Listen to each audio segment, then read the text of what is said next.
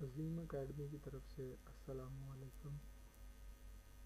इस वीडियो में हम लोग देखेंगे इलेक्ट्रिक फोर्स और ग्रेविटेशनल फोर्स का कंपैरिजन।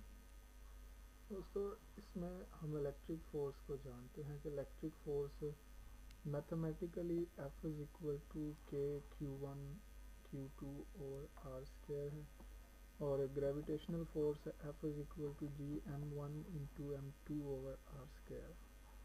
इलेक्ट्रिक फोर्स दो चार्जेस के दरमियान फोर्सेस को कहते हैं, और ग्रेविटेशनल फोर्स है दो बॉडीज़ के दरमियान फोर्सेस को कहते हैं। और इलेक्ट्रिक फोर्स का कंसेप्ट जो था वो कूलम्स ने दिया था, और ग्रेविटेशनल फोर्स का न्यूटन ने दिया। और आज हम लोग देखेंगे इन दोनों में कंपैरिजन। तो चलिए, इलेक्ट्रिक फोर्स का आपको पता तो चल ही गया है कि दो चार्जेस के दरमियान अट्रैक्शन है को ज़ाहिर करती है इलेक्ट्रिक फोर्स है। तो मैथमेटिकली ये है F is equal to K Q1 Q2 are square है। और ग्रेविटेशनल फोर्स है कोई भी दो बॉडीज़ के दरमियान मैथमेटिकली जी M1 M2 और आर स्क्वायर। फार्मूला तकरीबन सेम ही है। तो चलिए फर्स्ट कंपैरिजन में इनमें देखते हैं कि क्या चीज़ फ़र्क है। फर्स्ट जो है, both inversely to square of distance between them. जैसा कि हम इक्वेशन में भी दोनों में देख रहे हैं, दोनों फोर्सेस स्क्वायर, इनका जो डिस्टेंस है दो बॉडीज़ के या दो चार्जेस के दरमियान का, उसके स्क्वायर के डिस्टेंस के स्क्वायर के इक्वल है, इनवर्सली प्रोपोर्शनल है। ये चार्ज और बॉडीज़ इनवर्सली प्रोपोर्शनल है इनके दरमियान डिस्टेंस के स्क्वायर के। ये एक चीज़ इनमें सिमिलर है।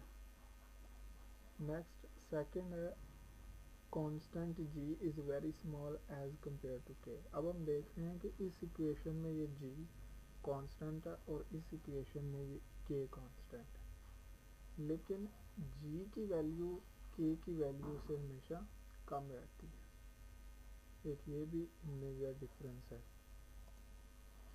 थर्ड पे, gravitation force is weak as compare to electric force.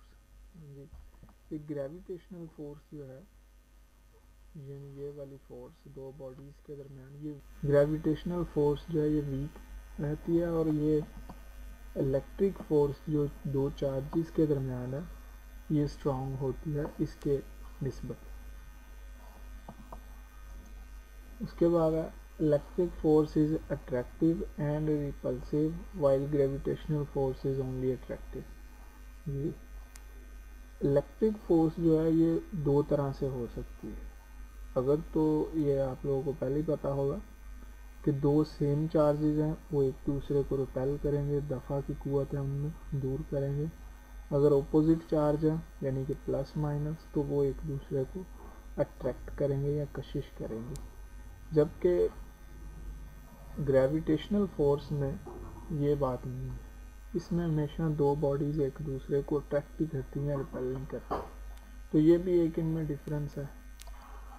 Electric force is a medium dependent while gravitational force is not.